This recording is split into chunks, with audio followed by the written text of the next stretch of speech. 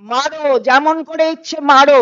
Supreme court order দেওয়ার পরেও যে এই ডকুমেন্টস গুলো গ্রহণযোগ্য হবে, নিজেরাও বলেছে যে ল্যান্ড গ্রহণযোগ্য হবে, ল্যান্ডের ডকুমেন্ট, এটা তো ল্যান্ড সংক্রান্ত। তখন বিপুল সংখ্যক বৈধ ভোটারকে নাম বাদ দেওয়ার চক্রান্ত। রাজ্যে এসআইআর এর শুনানি পর্ব সমাপ্ত হয়েছে আগেই। যাদের শুনানিতে ডাকা হয়েছিল তাদের নথি যাচাইয়ের কাজ চলছে। এর মাঝেই নথি নিয়ে নতুন নির্দেশিকা দিল নির্বাচন কমিশন। এসআইআর এর নথি হিসেবে প্রধানমন্ত্রী আবাস যোজনা, বাংলার বাড়ি প্রকল্পের আর্থিক সহায়তার অনুমোদনপত্র গ্রহণ করা হবে না। শুনানির শেষে দুদিন পর চিঠি দিয়ে জানালো নির্বাচন কমিশন।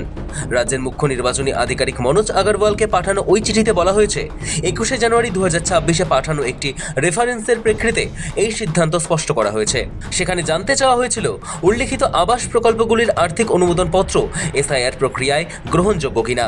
তাৎপর্যপূর্ণ বিষয় হলো ডোমিসাইল সার্টিফিকেট এবং স্থায়ী রেসিডেন্স সার্টিফিকেট গ্রহণের নির্দেশ দিয়েছিল সুপ্রিম কোর্ট। এদিকে কমিশনের চিঠিতে 9 ফেব্রুয়ারি সুপ্রিম কোর্টের নির্দেশের উল্লেখ করে বলা হয়েছে, আদালত জানিয়েছে যাদের নোটিশ দেওয়া হয়েছে তারা এসআইআর নোটিশে উল্লিখিত নথি বা আদালতের 19শে জানুয়ারির নির্দেশ উল্লিখিত নথির ওপর নির্ভর করতে পারবেন এবং আপত্তি নিষ্পত্তির সময় ইলেকটোরাল রেজিস্ট্রেশন অফিসাররা সেই নথিগুলি বিবেচনা করবেন। এই প্রসঙ্গে কমিশন জানিয়েছে 27শে অক্টোবর 2025-এ জারি হওয়া এসআইআর নির্দেশিকায় সরকারি জমি বা বাড়ি বরাদ্দের শংসাপত্র একটি নির্দেশক নথি হিসেবে উল্লেখ রয়েছে, কিন্তু PMAY-G IAY বা বাংলার বাড়ি গ্রামীণ প্রকল্পে আর্থিক সহায়তার অনুমোদনপত্রে সেই সংজ্ঞার অন্তর্ভুক্ত নয়। এগুলি সুপ্রিম কোর্টের নির্দেশ বা এসআইআর নির্দেশিকায় নির্দিষ্ট নথির তালিকায় পড়ে না। চিঠির শেষে নির্দেশ দেওয়া হয়েছে এই সিদ্ধান্ত সমস্ত আধিকারিকের নজরে এনে কঠোরভাবে কার্যকর করতে হবে। এসআইআর এর মূল যে বিষয় সেটা তো ইলেকশন কমিশন ঠিক করে একটা আইনের বলে। সেই আইন হচ্ছে পিপলস রিপ্রেজেন্টেটিভ অ্যাক্ট। সেই পিপলস রিপ্রেজেন্টেটিভ অ্যাক্টে এটা স্পষ্ট বলা আছে যে ভারতবর্ষের নির্বাচনে, বিশেষত প্রধানমন্ত্রী নির্বাচিত করার নির্বাচন এবং বিধায়ক নির্বাচন বা বিধায়কের মাধ্যমে মুখ্যমন্ত্রী নির্বাচন, এই নির্বাচন পদ্ধতিতে পিপলস রিপ্রেজেন্টেটিভ অ্যাক্ট বলছে যে তারাই ভোট দিতে পারবেন যারা ভারতীয় নাগরিক। এবার এই যে ডকুমেন্টগুলোর কথা বলছেন, এই কোনোটাই ভারতীয় নাগরিকত্বের প্রমাণ নয়, সেই জন্য হচ্ছে না। এখন প্রশ্ন হচ্ছে 14 ফেব্রুয়ারি শুনানি শেষ হয়ে গিয়েছে, কিন্তু যে বিষয় 21শে জানুয়ারি জানতে চাওয়া হয়েছিল তার উত্তর এলো প্রায় এক মাস পরে। ফলে সময় নির্বাচন নিয়েই উঠছে প্রশ্ন। শুনানি মিটে যাওয়ার পর এই ব্যাখ্যার তাৎপর্য কি তা নিয়েও দ্বন্দ্বে অনেক আবেদনকারী। তৃণমূলের কথায় বিজেপি কমিশন এক হয়ে কাজ করেছে, এটাই তার প্রমাণ। এতদিনে কমিশনের ঘুম ভেঙেছে। মারো, যেমন করে ইচ্ছে মারো।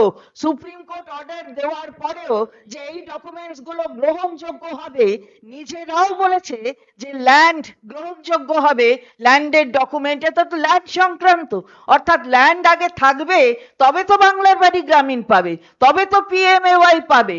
টাকা টাকা দেওয়ার ব্যাপার নেই PMAY এর টাকা দেওয়া হচ্ছে না, কিন্তু তা সত্ত্বেও কেন বাংলার গ্রামীণ, এই বাংলার বাড়ি গ্রামীণ নিজেরা টাকা দেওয়া হচ্ছে? 30 লক্ষ 32 লক্ষ মানুষকে এই বাড়ি দেওয়ার জন্য দেওয়া হয়েছে, তাদের জমি আছে বলেই তো দেওয়া হয়েছে। তো তাহলে সেই কথাটা এতে উল্লেখ নেই, তাহলে হয়ে গেল কেন? কেনই বা চিফ ইলেকটোরাল অফিসারের এত বড় একটা ক্ল্যারিফিকেশনের দরকার হলো? আর তা সেই ক্ল্যারিফিকেশনটা আসতে ফেব্রুয়ারি, সেই ক্ল্যারিফিকেশন আসলো, মানুষ তো জানে না যে ওটা গ্রহণযোগ্য হবে কি হবে না, মানুষ তো দিয়েছেন ওটা। আর কেন গ্রহণযোগ্য হবে না? এতদিন পরে এই ধরনের কথা বলা, যাদের জন্য বলা, যার জন্য ক্ল্যারিফিকেশন চাওয়া, সেই ক্ল্যারিফিকেশন আসতে এতদিন সময় নিয়ে নিল কেন? কবে ক্লারিফিকেশন চেয়েছে? না 21শে জানুয়ারি ক্লারিফিকেশন চেয়েছে ইলেকটোরাল অফিসার, আর সেখানে দেওয়া হচ্ছে কবে? 16ই ফেব্রুয়ারি। তাহলে বুঝুন। আপনাদের যদি ক্ষমতা থাকতো এই নোটিশটা হিয়ারিং চলাকালীন দিলেন না কেন? হিয়ারিং চলাকালীন নোটিশটা দিলেন না কেন? তখন বিপুল সংখ্যক বৈধ ভোটারকে নাম বাদ দেওয়ার চক্রান্ত।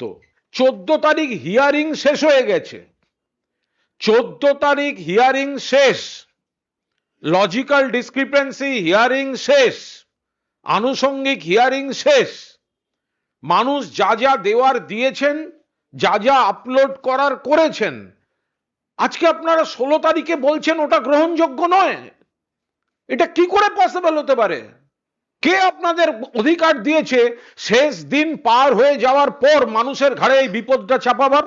তৃণমূল বলছে 14ই ফেব্রুয়ারি শুনানি শেষ হওয়ার আগে পর্যন্ত বহু আবেদনকারী প্রধানমন্ত্রী আবাস, ইন্দিরা আবাস কিংবা বাংলার বাড়ি প্রকল্পের উপভোক্তা হিসেবে পাওয়া কার্ড বা অনুমোদনপত্র জমা দিয়েছেন।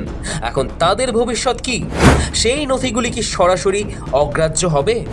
যদি তাই হয় তবে শুনানির সময় কেন তা জানানো হলো না? আইন কি বলে? বাংলাকে মারো। আইন কি বলে? যে সমানে এই ধরনের কাজ করে যাও। আইন কি বলে? এত ধমক খাওয়ার পরেও এই ধরনের কাজ করে বাংলার মানুষকে বিপদে ফেলবে, এটা আইন বলে? কতগুলো মানুষকে কেন বিপদে ফেলছেন? তৃণমূল কংগ্রেস মমতা বন্দ্যোপাধ্যায়ের নেতৃত্বে, অভিষেক বন্দ্যোপাধ্যায়ের সেনাপতিত্বে এত বড় চক্রান্তের কড়া বিরোধিতা করবে। আপনারা এই নোটিশ অনৈতিক এবং অবৈধ। নির্বাচনী প্রক্রিয়ায় সময়নিষ্ঠা ও স্বচ্ছতার উপর গুরুত্ব দেওয়ার কথা নির্বাচন কমিশন বরাবরই বলে থাকে, কিন্তু শুনানির শেষের পর এমন গুরুত্বপূর্ণ বিষয়ে ব্যাখ্যা আসায় বিভ্রান্তি বেড়েছে, তা কার্যত স্পষ্ট। শৌভিক চ্যানেলের রিপোর্ট, সময় কলকাতা।